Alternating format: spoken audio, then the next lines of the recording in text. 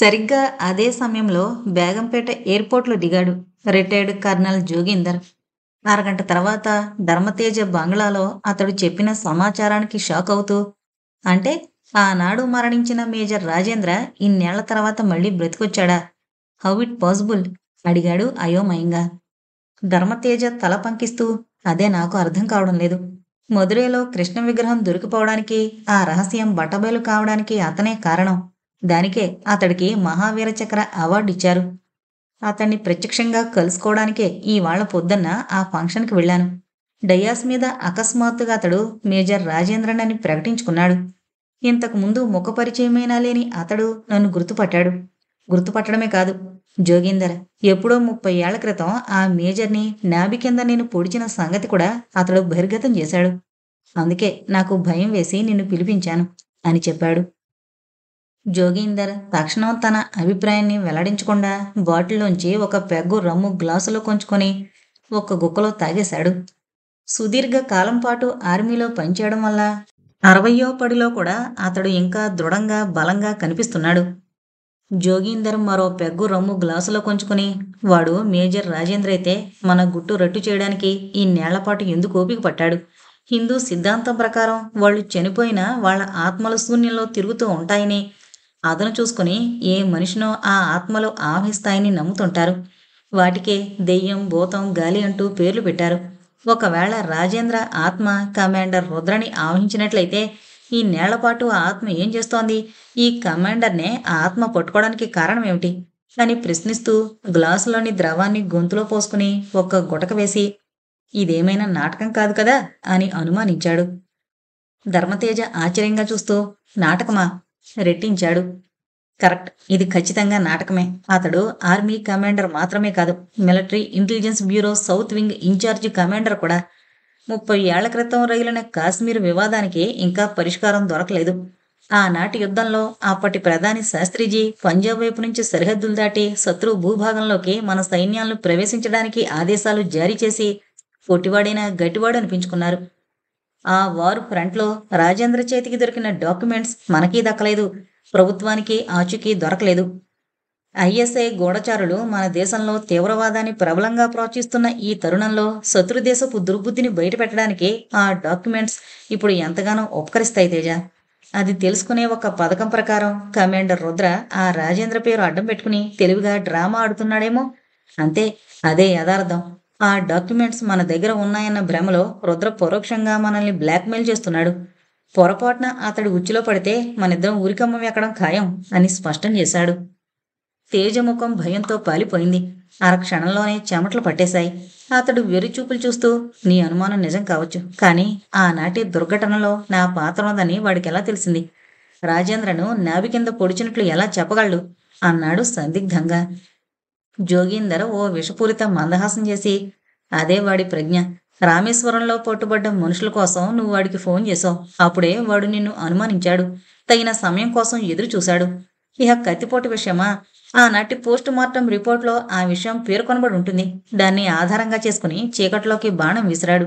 నువ్వు దొరికిపోయావు. వాణ్ణి ఆత్మ ఆవహించడం, ఆ విధంగా వాడు నిన్ను గుర్తించడం ఒక పెద్ద ఫార్స్. వాడే నిజంగా రాజేంద్ర అయితే కేవలం ఆరోపించడంతో సరిపెట్టుకోకుండా నువ్వు ఏ భాగంలో వాణ్ణి పొడిచావో ఆ శరీర భాగాన్ని ఖచ్చితంగా చూపించుండేవాడు అన్నాడు. సరిగ్గా అదే సమయంలో రుద్ర నాభి కింద కనిపించిన మచ్చని చూస్తూ షాక్ అయ్యాడు శ్రీరామ్. హై పర్సెంటేజ్లో మత్తు ఇంజెక్షన్ ఇవ్వడం వల్ల గాఢ నిద్రలోకి జారిపోయాడు రుద్ర. పవిత్రతో అతడు చెప్పిన మాటలు కన్ఫర్మ్ చేసుకోవడానికి అతడి దుస్తులు తొలగించి నాభి కింద భాగాన్ని పరీక్షించిన ప్రొఫెసర్ శ్రీరామ్ అక్కడ కనిపించిన మచ్చని చూస్తూ ఉద్విగ్నతతో బిగుసుకుపోయాడు. డాక్టర్ మృత్యుంజయ ఒక పొడిదగ్గు దగ్గి, మా అబ్బాయి పుట్టినప్పుడే శరీరం మీద ఈ మచ్చ ఉంది ప్రొఫెసర్. పుట్టుకతో వచ్చిన మచ్చ కాబట్టి పుట్టుమచ్చని అనుకున్నాం, కానీ ఇది గత జన్మ తాలూకా చిహ్నమని మాకసలు అనుమానమే రాలేదు అని చెప్పాడు ఆశ్చర్యంగా. శ్రీరామ్ తేరుకొని తల పంకిస్తూ, ఓకే, వీపు మీద కూడా ఇలాంటి మచ్చుందేమో చూసి అంటున్నాడు. మృత్యుంజయ తల అడ్డంగా తిప్పి, చూడక్కర్లేదు, వీపు మీద కూడా ఇలాంటి మచ్చ ఒకటుంది. అయితే ప్రొఫెసర్, మా వాడి మాటలను బట్టి, ఈ మచ్చలను బట్టి, అంటే ఆ రాజేంద్ర పునర్జన్మకి మా వాడు ప్రతిరూపమా అని అడిగాడు విస్మయంతో. శ్రీరామ్ సాలోచనగా తల పంకించి, ఈ మచ్చలను బట్టి, మీ అబ్బాయి చేష్టలను బట్టి ఇతడిది ఖచ్చితంగా పునర్జన్మేనని తొందరపడి నిర్ణయించడానికి వీల్లేదు. డాక్టర్, మన హిందువులు, బౌద్ధులు, సింధీలు, ఆదివాసులు పునర్జన్మను విశ్వసిస్తారు. అమెరికా వంటి అడ్వాన్స్డ్ కంట్రీస్లో కూడా ఇప్పుడిప్పుడే ఈ పునర్జన్మ సిద్ధాంతం పట్ల నమ్మకాలు ఏర్పడుతున్నాయి. వర్జీనియా విశ్వవిద్యాలయం పారాసైకాలజీ విభాగం అధ్యక్షులు Ian Stevenson, Bharat, Sri Lanka, Brazil, Alaska మొదలైన దేశాల సంస్కృతులు పునర్జన్మ పట్ల నమ్మకం చూపించాయని తన పరిశోధనలో గుర్తించారు. పూర్వజన్మ గుర్తున్న కొన్ని కేసులను తీసుకుని ఆయన 20 కేసెస్ సజెస్టివ్ ఆఫ్ రీఇన్కారినేషన్ అనే పుస్తకం రాశాడు. సాక్ష్యాధారం ఉన్న కేసులే ఆయన ఆ పుస్తకంలో ఉదహరించారు. ఆయన పరిశోధించిన వ్యక్తులందరికీ గత జన్మ పూర్తిగా గుర్తుంది అని వివరించాడు. అయితే మా అబ్బాయి కూడా తన మాటని పూర్తి చేయలేకపోయాడు మృత్యుంజయ. ప్రొఫెసర్ వెంటనే సమాధానం చెప్పకుండా రుద్ర ప్యాంటును పైకి లాగేసి బ్లాంకెట్ కప్పేశాడు. మత్తింజెక్షన్ ప్రభావం వల్ల గాఢ నిద్రపోతున్న రుద్ర ముఖంలోకి పరిశీలనగా చూసి నిశ్శబ్దంగా వెనుతిరిగాడు ప్రొఫెసర్. డాక్టర్ మృత్యుంజయ ఆవేదనను మనసులో చిక్కబట్టుకుంటూ మౌనంగా అనుసరించాడు. గుమ్మం దాకా వచ్చి డోర్ తెరవబోతున్న ప్రొఫెసర్ ఆగి, ఈ కేసులో నాకు కొన్ని అనుమానాలున్నాయి డాక్టర్. ఇప్పటి వరకు నిర్ధారణ చేయబడిన ఇలాంటి కేసుల్లో ఆయా వ్యక్తులకి తమ జన్మతో పాటు పూర్వజన్మ సంఘటనలు గుర్తున్నాయి. ప్రస్తుత జన్మని మరిచిపోకుండానే ప్రస్తుత జన్మలోని బాంధవ్యాల్ని గుర్తించుకుంటూనే పూర్వజన్మకి సంబంధించిన వివరాలు తెలిపారు. కానీ రుద్ర గత జన్మ విషయాలు గుర్తొచ్చినప్పుడు ప్రస్తుత జన్మ సంబంధాలను మరిచిపోతున్నాడు. ఈ జన్మ సంబంధీకుల్ని ఏమాత్రం గుర్తించలేకపోతున్నాడు. రంగస్థలం మీద నటులు తమ పాత్రల్లో లీనమైపోయి భావావేశంతో నటించినట్లు ఊహకతీతమైన ప్రతిస్పందన ప్రదర్శిస్తున్నాడు. ఆ స్మృతుల నుంచి బయటపడగానే వాటికి సంబంధించిన విశేషాలను మరిచిపోతున్నాడు. ఇది నాటకమా? ఏదైనా ప్రయోజనాన్ని ఆశించి మీ రుద్ర ఓవర్ యాక్టింగ్ డ్రామా ఆడుతున్నాడా అని ప్రశ్నించాడు సూటిగా, గంభీరంగా. ఆ మాటలకు అదిరిపడ్డాడు డాక్టర్ మృత్యుంజయ. ప్రొఫెసర్ వైపు ఆందోళనగా చూస్తూ అంటే అడిగాడు భయోద్విగ్నతతో. ప్రొఫెసర్ మందహాసం చేసి, పారాసైకాలజీ మీద ఎన్నో పరిశోధనలు జరిపి పాస్ట్ లైఫ్ రిగ్రెషన్స్ థెరపీ సిద్ధాంతాన్ని అంగీకరిస్తున్న స్పెషలిస్టులకు కూడా ఈ కేసును చూడగానే నాకొచ్చిన అనుమానమే కలుగుతుంది. అంత మాత్రం చేత రుద్ర ఏదో నాటకం ఆడుతున్నాడని ఈ కేసును తేలిగ్గా కొట్టిపారేయడానికి వీల్లేదు. అందుకే దీన్ని స్పెషల్ కేసు అన్నారు. ఈ కేసును ఇంకా కాస్త స్టడీ చెయ్యాలి. మేజర్ రాజేంద్ర కుటుంబ సభ్యులు ఎక్కడున్నారో తెలుసుకుని రుద్రని అక్కడికి తీసుకెళ్ళాలి. వాళ్లను అతడు ఏ విధంగా గమనించగలడో గుర్తించాలి. అటు పైన కాని ఇది పునర్జన్మ, ఆత్మ ఆవహించడం లాంటి ప్రయోగమా లేక మరేదైనానా అని నిర్ధారించడానికి వీల్లేదు. ఎనీహౌ, మనం త్వరలో రుద్రని ఆ రాజేంద్ర కుటుంబ సభ్యుల మధ్యకి తీసుకుని వెళుతున్నాం అని స్పష్టం చేశాడు. ఆ చివరి మాట వినిపించగానే గాఢ నిద్రలో ఉన్న చప్పున కళ్ళు తెరిచాడు రుద్ర. రుద్ర పెదాలపైన అప్రయత్నంగా ఓ దరహాసం మెరిసి అదృశ్యమైంది. రుద్ర కళ్ళు తెరిచిన విషయాన్ని గమనించిన శ్రీరామ్ మృదువుగా మృత్యుంజయ అరచేతి నొక్కి, నథింగ్ టు వరీ డాక్టర్. మీరు బాధపడాల్సింది, భయపడాల్సింది ఏదీ లేదు.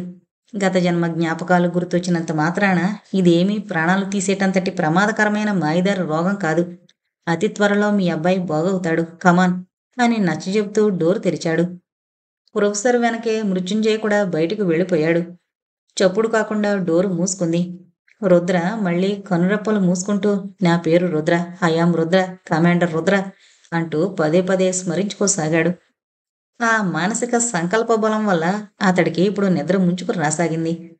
అతడికి ఇప్పుడొక విషయం నిశ్చయమైపోయింది. తనది పునర్జన్మ అవునో కాదో తేల్చుకోవడానికి త్వరలో మేజర్ రాజేంద్ర కుటుంబ సభ్యుల మధ్యకు వెళ్ళబోతున్నాడు.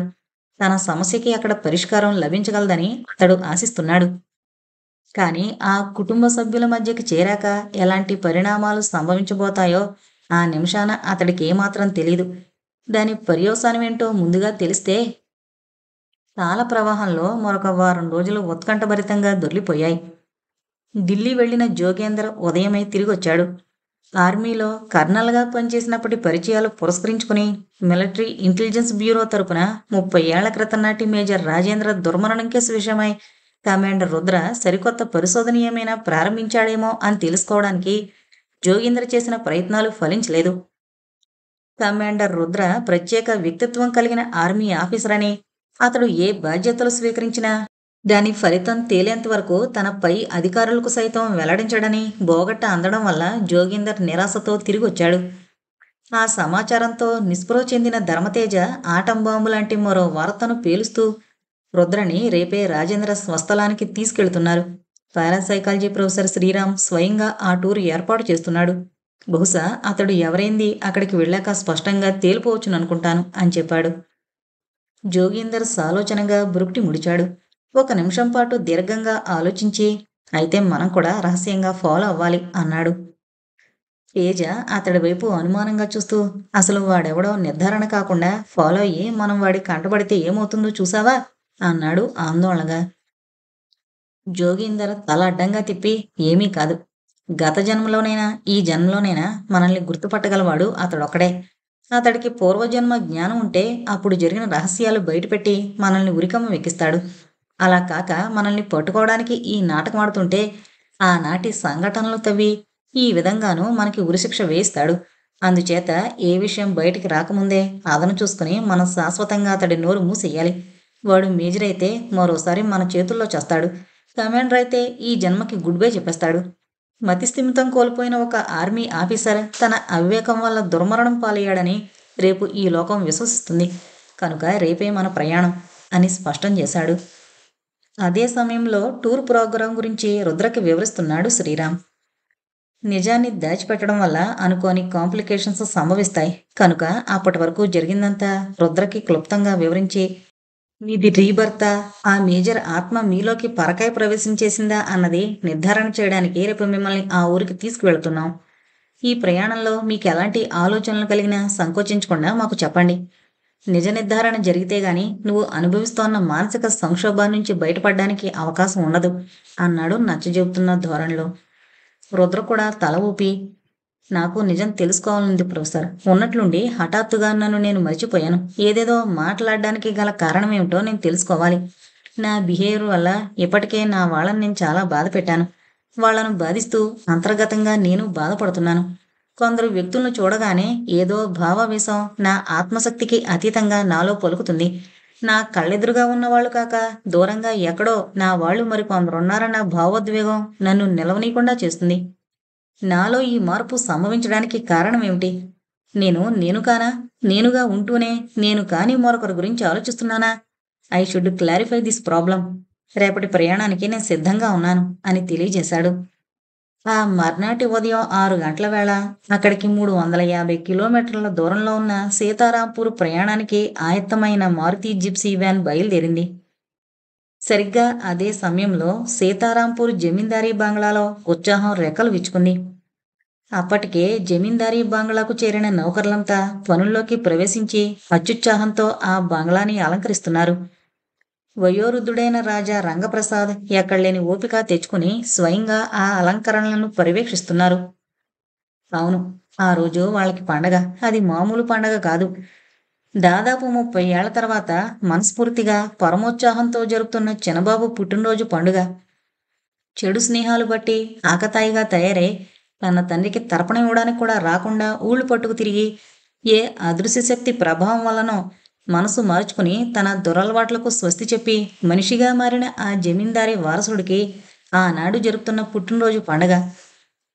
రాజా రంగప్రసాద్ హాలు మధ్యలో నిలబడి రంగురంగుల తోరణాలను అలంకరిస్తున్న నౌకర్లని పురమాయిస్తున్న తరుణంలో ఆయన పాదాలకి ఆత్మీయమైన స్పర్శ నులివెచ్చగా తగిలింది. ఆ వృద్ధుడు ఉలికిపాటుతో తల వంచి చూశాడు. ఆయన పాదాల్ని గౌరవంగా కాళ్ళకద్దుకుంటూ, నన్ను ఆశీర్వదించండి తాతయ్య అని అభ్యర్థిస్తున్న మనవడు కనిపించాడు. ఒక్కసారిగా ఆయన హృదయం పులకరించింది.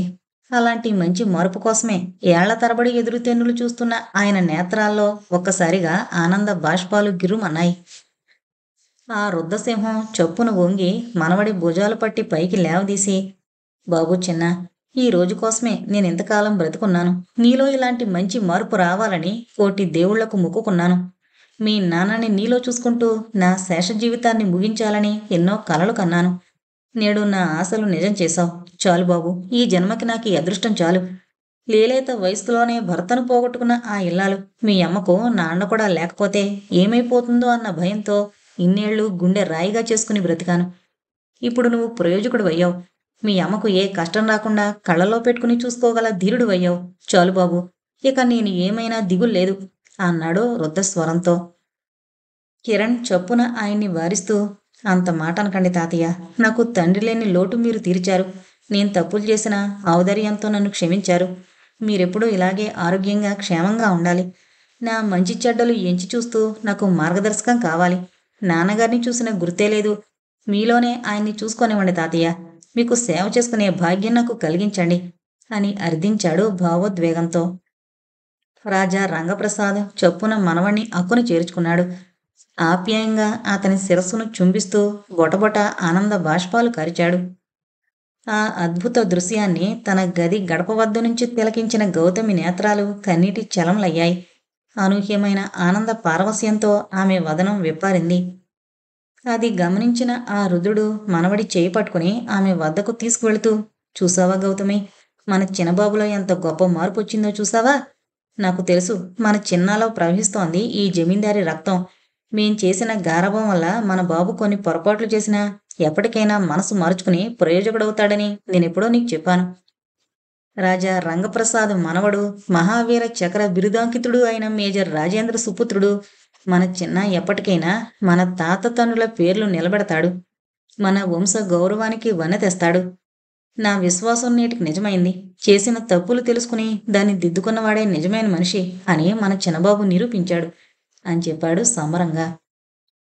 గౌతమి పమిటి చెంగుతో కన్నీటిని అద్దుకుంటూ, ఆ భగవంతుడు నా మొర ఆలకించాడు మావయ్య. నే చేసిన పూజలు ఫలించాయి. మన చిన్నబాబు అప్పుడు కాదు, నిజంగా ఇప్పుడు పుట్టాడు. ఇవాళ పుట్టాడు. ఇప్పుడు ఆయనే కనుకుంటే ఎంత ఆనందపడేవారో అంటూ తన భర్తని తలచుకుంది. రాజా రంగప్రసాద్ కూడా అవునన్నట్లు తల పంకించాడు. సరిగ్గా అదే నిమిషంలో సడన్ బ్రేక్తో మారుతి జిప్సీని ఆపాడు ప్రొఫెసర్ శ్రీరామ్. అంత హఠాత్తుగా ఆ వెహికల్ని ఆప్ చేయించిన రుద్ర బొటన వేళ్లతో కణతలు నొక్కుంటూ బయటికి చూడసాగాడు. అతడి మస్తిష్కంలో ఏవేవో ఫ్లాషెస్ వస్తున్నాయని గ్రహించాడు శ్రీరామ్. వ్యాన్ లోపల వైపు కూర్చున్న వాళ్ళంతా ఏమీ అర్థం కాక అయోమయంగా గుడ్లప్పగించి చూస్తున్నారు. ఏంటి, పూర్వస్మృతులు ఏమైనా గుర్తుకొస్తున్నాయా? ప్రశ్నించాడు శ్రీరామ్ మృదువుగా. ఆ ప్రశ్నకి సమాధానం చెప్పకుండా ఏదేదో జ్ఞాపకం తెచ్చుకోవడానికి ప్రయత్నిస్తూ రోడ్డుకి ఎడమ పక్కన గల షాపుల వైపు చూస్తున్నాడు రుద్ర. అప్పటికింకా షాపులు తెరవలేదు. మూసి ఉన్న షాపుల వైపు చూస్తూ తీవ్రంగా అలజడి చెందుతున్నాడు. శ్రీరామ్ చాలా సైలెంట్గా అతడి హావభావాలను గమనించసాగాడు. మూసిన షాపుల వైపు అయోమయంగా చూస్తున్న రుద్ర దృష్టి చప్పున ఓ సినిమా పోస్టర్ మీద కేంద్రీకృతమైపోయింది. ఆ పోస్టర్ పైభాగంలో గుండ్రటి సర్కిల్లో జూలై 25న విడుదల అని పెద్ద అంకెలతో కనిపిస్తోంది. రుద్ర ఆ అంకె వైపు కన్నార్పకుండా చూస్తున్నాడు. ప్రొఫెసర్, ఇవాళ తారీఖెంత? అడిగాడు. 25th July. శ్రీరామ్ సావధానంగా చెప్పిన సమాధానం వింటూ రుద్ర చెయ్యెత్తి చిటికలేస్తూ, కరెక్ట్, ఇవాళ మా చిన్న బర్త్డే. వాడు జూలై 25కే పుట్టాడు. ఆనాడు సూర్యోదయం అవుతుండగానే వాడు పుట్టాడు. సూర్యకిరణాలతో పాటు వాడు జన్మించాడు కాబట్టి వాడికి సూర్యకిరణ్ అని పేరు పెట్టాను అని ఉత్సాహంగా చెబుతున్నాడు. ఆ మాటలు వింటున్న వారందరికీ మతిపోయినట్లుగా ఉంది. ప్రొఫెసర్ శ్రీరామ్ మాత్రం ఎలాంటి ఆందోళనకి చోటివ్వకుండా ప్రశాంతంగా వింటున్నాడు.